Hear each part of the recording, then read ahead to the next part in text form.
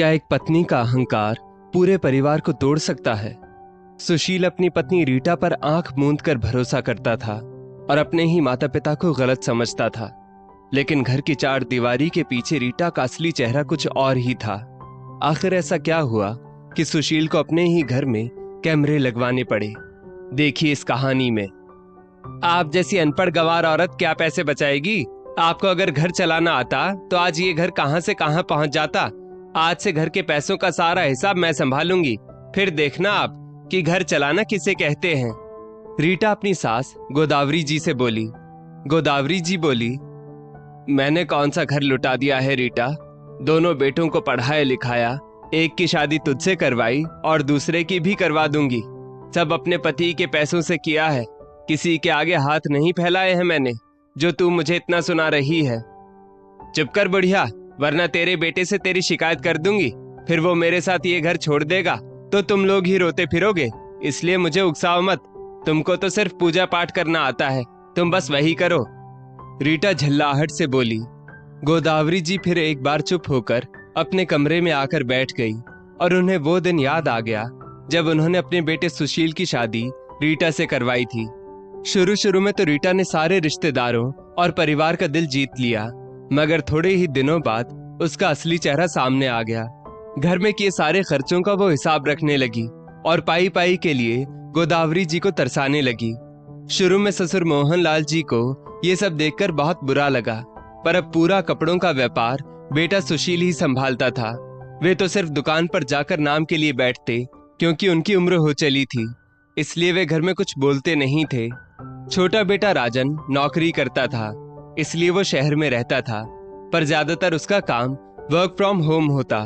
तब कभी कभी थोड़े महीनों के लिए वो गांव आकर रहता, क्योंकि घर से काम करने के साथ साथ माँ पिता के साथ रहने को मिल जाता। सुशील रीटा के मुंह में इतना अंधा हो चुका था कि उसे रीटा की ही सारी बातें सही लगती। सुशील रात को दुकान से आता, तब रीटा उसे उसके ही माँ पिता के बारे में भड़काती और कहती, सुशील, तुम्हारे माता पिता मुझे बिल्कुल पसंद नहीं करते। आज तो मम्मी जी ने मुझे कितना सुनाया और तुम्हारे पिता भी उनका ही साथ देते हैं। ये लोग बहू को नौकरानी की तरह ट्रीट करते हैं। मैं पूरे दिन घर का काम करती हूँ, मगर मुझे कोई नहीं समझता। आप ही बताइए, यदि मैं मम्मी जी से पैसे बचाने को कहती हूँ तो क्या गलत कहती हूँ?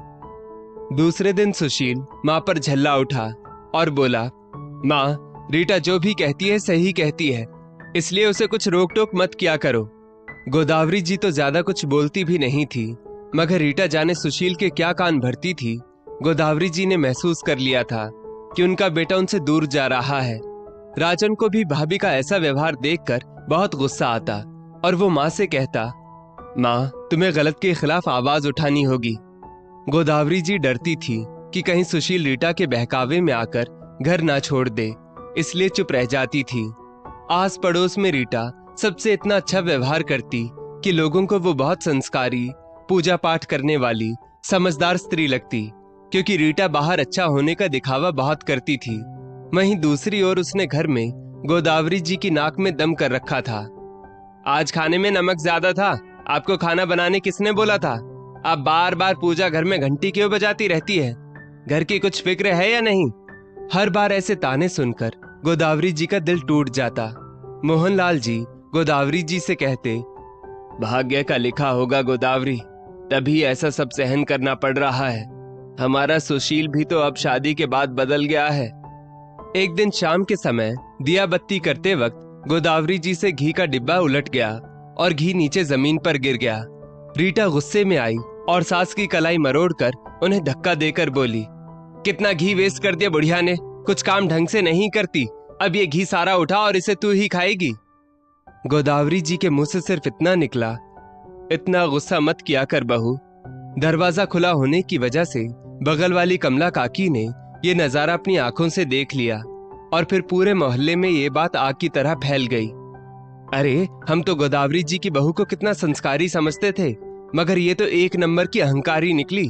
सास पर हाथ उठाती है, उन्हें धक्का देती है। पूरे मोहल्ले में इस तरह की कानाफूसी होने लगी। कोई कहता, अरे आजकल की पीढ़ी ऐसी ही हो गई है, बुजुर्गों का कुछ सम्मान नहीं करती। मगर कोई सामने आकर कुछ ना बोला, क्योंकि ये परिवार का मामला था। एक शाम राजन सरप्राइज देने के इरादे से घर लौटा तो उसने देखा कि उसकी भाभी रीटा ने जोर से उसकी माँ को धक्का देते हुए कहा, खाना बनाना नहीं आता तो रसोई में आती क्यों हो? माँ नीचे गिर पड़ी और उनके माथे से खून आ गया। राजन ने आकर भाभी को रोकते हुए कहा, कैसी निर्दयी औरत हो आप? अब तक तो सिर्फ शब्दों से वार करती थी, अब हाथों का प्रयोग भी शुरू कर दिया आपने। आने दीजिए आज भैया को, उनको भी पता चले कि उनकी पत्नी यहाँ घर पर क्या कर रही है। रीटा बोली, तुम भी देख लेना, अगर तुम सबको दहेज उत्पीड़न का इल्जाम लगाकर जेल में चक्की नहीं पिसवाई तो मेरा नाम भी रीटा नहीं। बताओ अपने भैया को, फिर देखना तुम लोगों का क्या हाल करती हूँ। गोदावरी जी रोने लग गई कि भगवान इस उम्र में ये क्या क्या देखना और सुनना पड़ रहा है। रात को सुशील के आने से पहले ही रीटा ने अपने शरीर पर कुछ नाखूनों के निशान बना लिए और फिर रोते रोते सुशील से बोली, आपके भैया ने देखो आज मुझ पर हाथ उठाया और कह रहा था अगर मैंने आपको बताया तो मुझे घर से निकाल देगा। यह सुनकर सुशील का खून खौल उठा और उसने तुरंत बाहर जाकर राजन के गाल पर एक थप्पड़ जड़ दिया और बोला, निकल जाओ यहां से तुम्हारी इतनी हिम्मत कि तुमने मेरी पत्नी पर हाथ उठाया। गोदावरी जी बोली, सुशील, राजन की गलती नहीं थी, तुम्हारी पत्नी ने 2-3 बार मुझ पर हाथ उठाया है। राजन ने तो बस अपने बेटे होने का फर्ज निभाया है और सिर्फ बात की है, हाथ नहीं उठाया उसने रीटा पर। रीटा वहां आकर बोली, सुशील, तुम्हारे माता पिता और भाई सब मिले हुए हैं, ये लोग तीनों तुम्हें मुझसे दूर करना चाहते हैं, इसलिए तुमसे मेरे खिलाफ झूठ बोल रहे हैं ताकि इनका काम आसान हो जाए और तुम ही मुझे इस घर से निकाल दो। पत्नी के मुंह में अंधा सुशील बोला, आज जो हुआ वो हुआ, कह देता हूं अगली बार अगर किसी ने भी मेरी पत्नी के साथ बदतमीजी की तो मुझसे बुरा कोई नहीं होगा।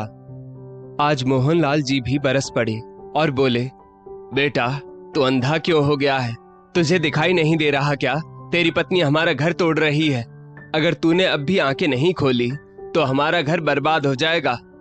सुशील बोला, पापा अब आप भी मेरी पत्नी के खिलाफ हो गए, आखिर आप लोग हमें सुख चैन से जीने क्यों नहीं देते? जाइए आप लोग, मुझे किसी से बात नहीं करनी। सुशील का गुस्सा देख सब वहां से चले गए। रीटा मन ही मन सुशील को उसके परिवार के खिलाफ कर बहुत खुश थी। रीटा आस पड़ोस के लोगों को अपने ससुराल वालों के अत्याचार की झूठी कहानी सुनाने लगी ताकि पूरा मोहल्ला उसका साथ दे। मगर एक रोज कमला काकी मोहल्ले में सुशील से टकरा गई। काकी की आंखें अनुभवी थी और वे गोदावरी जी को बहुत सालों से जानती थी, इसलिए वो बोली, बेटा बुरा मत मानना, मगर तुम जैसे अच्छे संस्कार वाले लोगों के घर में ये तुम्हारी पत्नी तुम्हारी माँ के साथ कैसा बर्ताव कर रही है? मैंने खुद उसे तुम्हारी माँ को धक्का देते हुए और उस पर गुस्सा करते हुए देखा है। हो सके तो बहू को समझाओ। बेचारी गोदावरी जी कुछ बोलती नहीं, इसका मतलब रीटा कुछ भी करेगी क्या? आज कमला काकी के मुंह से ये सुनकर सुशील हक्का बक्का रह गया और दुकान पर जाकर पूरे दिन विचार करता रहा। एकाएक उसे ख्याल आया कि कैसे भी उसे सच्चाई का पता लगाना ही पड़ेगा। लगभग 10 दिन बाद रीटा सुशील के पास आकर बोली, देखिए जी, आपकी माँ और भाई ने फिर मुझे घर से निकालने की कोशिश की। राजन ने तो मेरे बाल तक नोच लिए। उतने में वहां गोदावरी जी आकर बोली, बेटा ये झूठ बोल रही है, हम क्यों ऐसा करेंगे? सुशील अपनी माँ के आंसू पोंछते हुए बोला, हाँ माँ, जानता हूँ ये झूठ बोल रही है। मैंने अब तक इसकी बात पर विश्वास करके बहुत गलतियां की हैं। अच्छा हुआ कि मैंने घर में सब जगह सीसीटीवी कैमरे लगवा दिए ताकि मुझे ये पता चल सके कि कौन सही बोल रहा है। सुशील ने सारे कैमरे की रिकॉर्डिंग्स ऑन कर दी।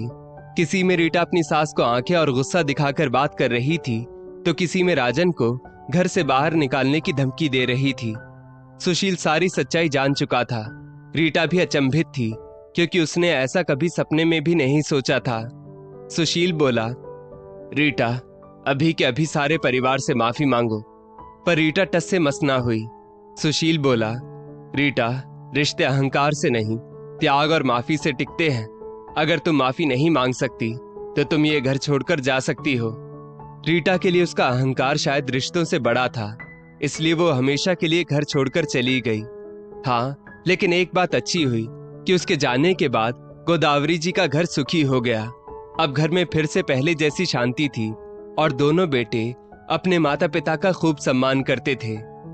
दोस्तों, सुशील ने तो समय रहते सच जान लिया और अपने माता पिता का सम्मान बचाया, लेकिन रीटा ने अपना घर बचाने की जगह अपना अहंकार चुना। आपकी राय क्या है? क्या रीटा को माफी मांगकर घर में रुकना चाहिए था या उसका चले जाना ही सही था? कमेंट में जरूर बताएं।